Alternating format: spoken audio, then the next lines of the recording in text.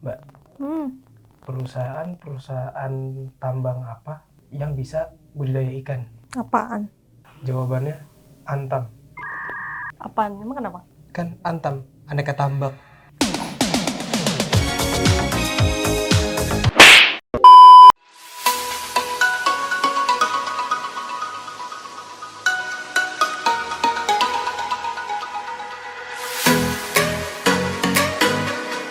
Halo bosku-bosku semua, kembali lagi di channel Pilar Emas Investindo Sekuritas, Touch Your Heart, Touch Your Profit. Hari ini saya sudah bersama dengan analis spesial dari Pilar Emas Investindo Sekuritas, Mbak Desi Israyanti. Gimana kabarnya Mbak Desi? Baik, ya baik. Nah, selain dengan Mbak Desi, kembali lagi bersama saya, MC yang tidak akan pernah menjadi analis. Tahu nggak kenapa? Coba tebak Mbak. Kenapa? Ya, karena ada Mbak Desi, ngapain bisa jadi analis? Nah, jadi hari ini kita mau bahas apa Mbak? Kita mau bahas update kinerja dari Antam. Oh, ini pasti valuasinya seru banget nih kalau kita udah soal bahas Antam, apalagi emas kayaknya lagi bagus nih sekarang nih, ya kan? Lagi berkilau. Lagi berkilau ya.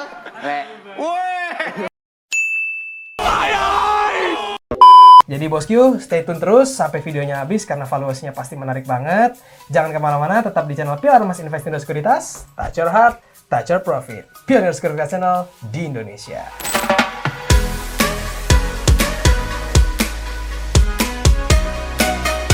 Oke Mbak Desi, nah sebelum kita membahas nih Antam tahun 2003 bakal kayak gimana, ada baiknya nih kita harus agak sedikit kembali dulu nih. Aku kembali. Ke tahun 2022 ya kan. Gimana sih Mbak kinerjanya Antam di tahun 2022 nih? Coba dijelaskan. Ya, memang udah rilis ya laporan keuangan tahun 2022 Antam. Dan kita lihat memang cukup impresif nih, terutama dari sisi bottom line kinerja Antam ya. Dari sisi laba bersihnya itu tumbuh sebesar 105% yang memang salah satunya juga ditopang oleh laba dari afiliasinya gitu ya. Kalau dari sisi top line-nya itu kita lihat memang masih tumbuh positif.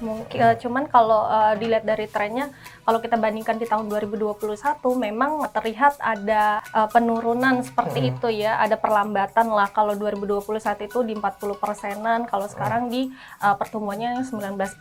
Nah, kalau kita coba lihat lagi nih secara kuartalan itu memang turun ya, minus 18% di 4Q kemarin. Oh gitu, oke. Nah Mbak, tapi kalau dari sisi top line-nya nih, ada penopang apa nih? Ya, kalau dari penopangnya memang ya, kan dia ada beberapa segmen bisnis gitu ya. Penopangnya dari sisi gold, emas ya, silver sama memang bauxit ya, yang memang demand-nya itu cukup baik ya pada tahun 2022. Sementara untuk nikel, ferronikel, alumina itu memang ada penurunan seperti itu. Dan kita mengekspektasikan untuk rata-rata pertumbuhan pada 5 tahun ke depan itu di level 19% ya Cak ya, untuk CAGR 5 tahun seperti itu. Oh gitu Mbak Desi, oke. Nah kalau kita tadi udah membahas nih kan, udah sedikit kembali dulu, sekarang saat kita bergerak maju ya kan. Maju tak gentar. Nah prospek bisnis di tahun 2003 nih, Antam bakal kayak gimana nih Mbak?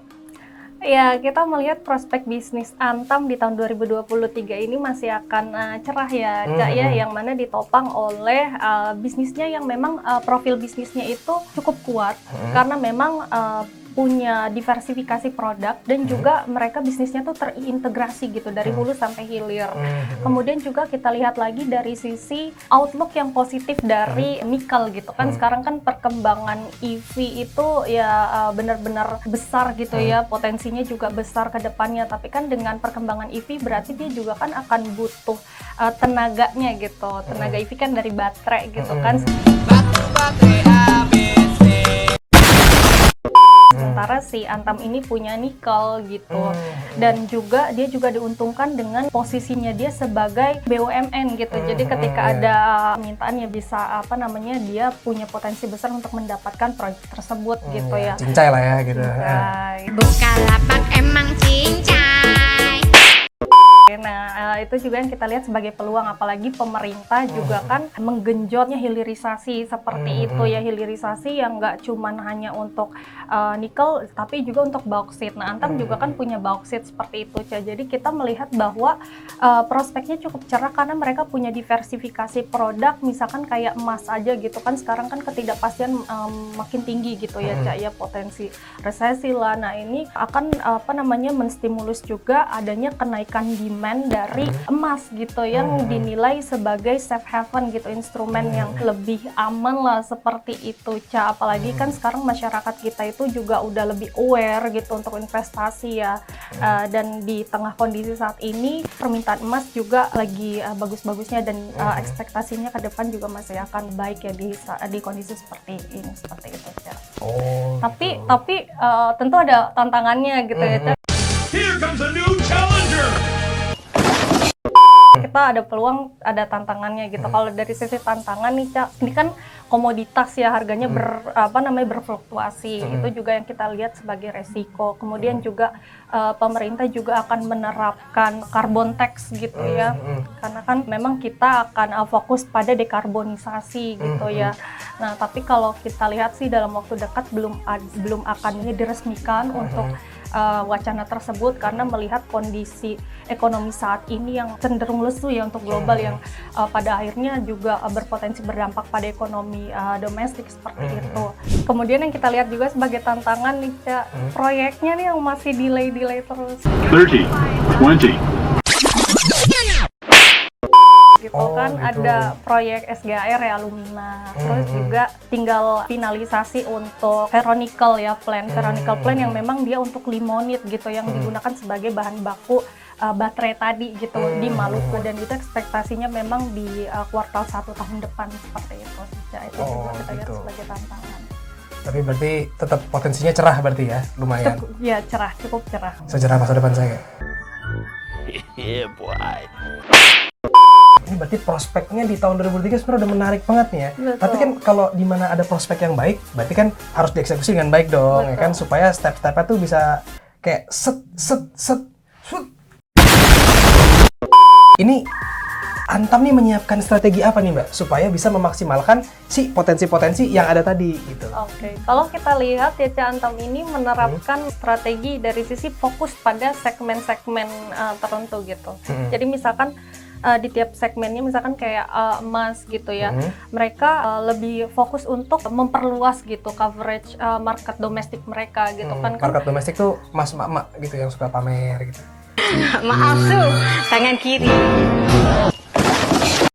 Marketnya lebih dikencangin lagi gitu kan, diperluas lagi, karena memang kan masyarakat udah mulai aware nih. Jadi si Antam masuk di situ untuk menangkap peluang tersebut gitu. Apalagi sekarang mereka juga lebih inovatif juga dari sisi supaya lebih eye-catching gitu ya. Dia punya misalkan kayak logam mulianya itu ada tematiknya seperti itu. Ada batik-batiknya. Tadi ada yang kayak kartun-kartun gitu ya. Kartun-kartun, terus ada yang buat happy birthday gitu ya. Betul. Okay. Ya, berikutnya juga untuk segmen Veronical nih, Ca. Antam ini mengembangkan pasar internasional gitu, dia memperluas pasar ekspornya lah ya. Kemudian juga untuk nikel, tadi ya merespon juga outlook yang positif untuk demand EV sekarang kan, tapi dari sisi smelternya itu untuk limonit itu kan memang lagi tahap finalisasi gitu ya, tinggal supply listriknya aja, tapi mereka udah mulai ada beberapa fase, 2 fase nanti ya untuk kerjasama dengan PLN seperti itu. Berikutnya juga untuk bauksit nih, bauksit kan rencananya juga akan sama kayak nikel ya, dimana ekspornya ini akan dilarang gitu, Ca. Jadi mereka akan fokus pada ya hilirisasi gitu, di biji bauksitnya juga akan diproduksi lagi gitu di sisi hilirnya gitu ya, dan berfokus pada market domestik. Nah, tadi kan mereka fokus pada pengembangan masing-masing segmen ya, Ca. Ya, berikutnya yang juga strategi yang diterapkan oleh Antam ya, akan diterapkan di tahun ini itu dari sisi cost efisiensi juga seperti itu, karena kan ini dia Antam kayak anak kos ya. Lagu lu kayak orang kaya.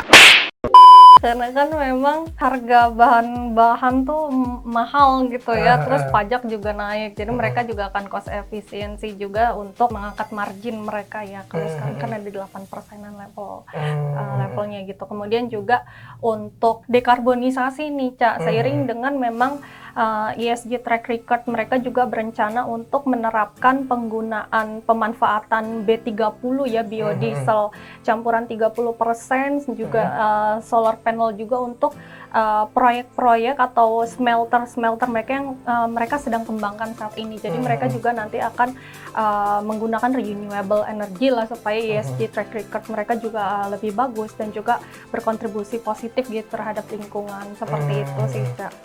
Oke, ini strategi-strateginya mantap juga nih ya berarti Mbak ya untuk masih Antam ini supaya bisa mengeksekusi semua potensi-potensi yang ada nih. Nah, sekarang nih pertanyaan yang paling ditunggu-tunggu oleh bosku nih. Valuasinya gimana nih Mbak? Coba tolong dijelaskan. Dari sisi valuasinya cukup menarik Cak. Di sini kita menargetkan 2.750 ya hingga tahun 2023 ini, di mana kita menggunakan asumsi WACC sebesar 13% ya, mempertimbangkan positif outlook dari nikel, kemudian juga kita lihat juga tadi profil bisnisnya cukup kuat ya. Kemudian juga tadi lupa dibahas nih Cak, dari sisi utangnya yang memang sudah cenderung menurun gitu ya. Gitu. Sehingga ini kan tentunya cukup baik ya dalam hal solvency rasionya juga kita lihat juga menguat gitu ya dengan adanya financial deleveraging tersebut gitu. Kemudian juga strategi-strategi yang diterapkan dan kami masih optimis dengan kinerja Antam di tahun 2023 ini. Tapi memang tadi ya fluktuasi harga komoditas, kemudian juga proyeknya yang masih delay gitu ya, dan sejumlah tantangan kayak carbon tax, kenaikan suku bunga seperti itu yang jadi tantangan gitu. Oke. Tapi menarik. Tapi menarik ya. Oke bosku, jadi itu dia valuasi Antam di tahun 2023 yang tentunya valuasinya menarik banget. Kita merekomendasikan buy dengan target di 2.750. Dan jangan lupa bosku, disclaimer on. Berarti segala keputusan pembelian dan penjualan ada di tangan bosku. Oke, terima kasih bosku sudah menonton video ini sampai habis. Dan tentunya jangan lupa untuk like, comment, dan subscribe terus channel Pilar Mas Invest Indo Sekuritas. Touch your heart, touch your profit. Pilar Sekuritas Channel di Indonesia. Bye-bye, see you in another video.